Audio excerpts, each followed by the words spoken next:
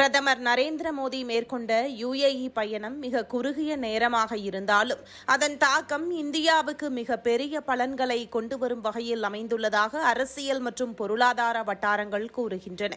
வெறும் 2.5 மணி நேர பயணத்தில் பாதுகாப்பு, எரிசக்தி, தொழில்நுட்பம், கடல்சார் வர்த்தகம் மற்றும் முதலீடு என பல முக்கிய துறைகளில் இந்தியா பெரிய ஒப்பந்தங்களை கைப்பற்றியுள்ளது. முதலாவதாக இந்தியா மற்றும் யுனைடெட் அரபு எமிரேட்ஸ் இடையே முக்கியமான ராணுவ ஒத்துழைப்பு ஒப்பந்தம் கையெழுத்தாகியுள்ளது. இது சாதாரண ராணுவ பயிற்சிகளை மட்டும் குறிக்கவில்லை. பாதுகாப்பு தொழில்நுட்பங்களை இரு நாடுகளும் இணைந்து உருவாக்குவது, உற்பத்தி செய்வது போன்ற மிகப்பெரிய திட்டங்களுக்கும் இந்த ஒப்பந்தம் வழிவகுக்கும் என கூறப்படுகிறது. இதன் மூலம் இந்தியாவின் பாதுகாப்பு துறையில் உள்நாட்டு உற்பத்தி வலுப்பெற வாய்ப்பிருப்பதாகவும் பார்க்கப்படுகிறது. அதோடு உளவு தகவல் பகிர்வு, கடல் பாதுகாப்பு, சைபர் பாதுகாப்பு மற்றும் பயங்கரவாத எதிர்ப்பு நடவடிக்கைகளிலும் இந்தியா யுஏஇ கூட்டணி வலுவடைகிறது.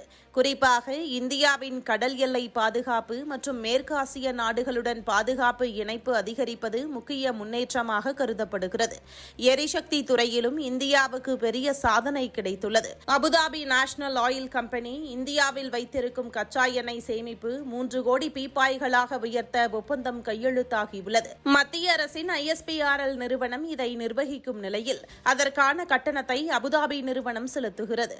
அதிலும் முக்கியமாக அந்த எண்ணெய் விற்பனையில் இந்தியாவுக்கு முன்னுரிமை வழங்கப்படும் என்பது மிகப்பெரிய பலனாக பார்க்கப்படுகிறது. மேலும் இந்தியன் ஆயில் கார்ப்பரேஷன் மற்றும் அபுதாபி நேஷனல் ஆயில் கம்பெனி இடையே நீண்டகால சமையல் எரிவாயு விநியோக ஒப்பந்தமும் கையெழுத்தாகியுள்ளது. இது எதிர்காலத்தில் இந்தியாவில் எரிவாயு விநியோகத்தை நிலைப்படுத்த உதவும் என கூறப்படுகிறது. கடல்சார் வர்த்தக துறையிலும் இந்தியா மிகப்பெரிய முன்னேற்றம் கண்டுள்ளது. குஜராத் மாநிலத்தின் வாடினாரில் புதிய கப்பல் பழுதுபார்க்கும் மையம் அமைக்க ஒப்பந்தம் கையெழுத்தாகியுள்ளது. மேலும் இந்தியா மற்றும் யுஏஇ சுங்க மற்றும் துறைமுக அதிகாரிகளை டிஜிட்டல் முறையில் இணைக்கும் மைத்ரி மெய்நிகர் வர்த்தக வழித்தடம் தொடங்கப்பட்டுள்ளது. இதனால் சரக்கு போக்குவரத்து செலவும் நேரமும் பெருமளவில் குறைய வாய்ப்புகள் உள்ளது. தொழில்நுட்ப துறையிலும் மோடி அரசுக்கு பெரிய வெற்றி கிடைத்துள்ளது. இந்தியா மற்றும் யுஏஇ நிறுவனங்கள் இணைந்து அதிநவீன சூப்பர் கம்ப்யூட்டர் அமைப்புகளை உருவாக்க ஒப்பந்தம் செய்துள்ளன.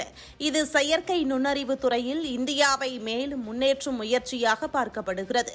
அதிக கவனம் பெற்றது முதலீட்டு ஒப்பந்தம்தான். இந்தியாவில் மொத்தமாக 48,000 கோடி ரூபாய் முதலீடு செய்ய யுஏஇ ஒப்புக்கொண்டுள்ளது. இதில் RBL பேங்கில் 28,800 கோடி ரூபாய் முதலீடு, அபுதாபி இன்வெஸ்ட்மெண்ட் அத்தாரிட்டி மூலம் இந்திய உட்கட்டமைப்பு திட்டங்களுக்கு 9,600 கோடி ரூபாய் முதலீடு மற்றும் இன்டர்நேஷனல் ஹோல்டிங் கம்பெனி மூலம் சமான் கேபிட்டல் நிறுவனத்தில் 9,600 கோடி ரூபாய் முதலீடும் இடம்பெற்றுள்ளது. குறிப்பாக மிக குறுகிய நேரத்தில் இவ்வளவு பெரிய ஒப்பந்தங்களை உறுதி செய்து அதன் பிறகு ஐரோப்பிய நாடான நெதர்லாண்ட்ஸ் நோக்கி பிரதமர் மோடி புறப்பட்டிருப்பது அரசியல் ரீதியாகவும் கவனத்தை ஈர்த்துள்ளது.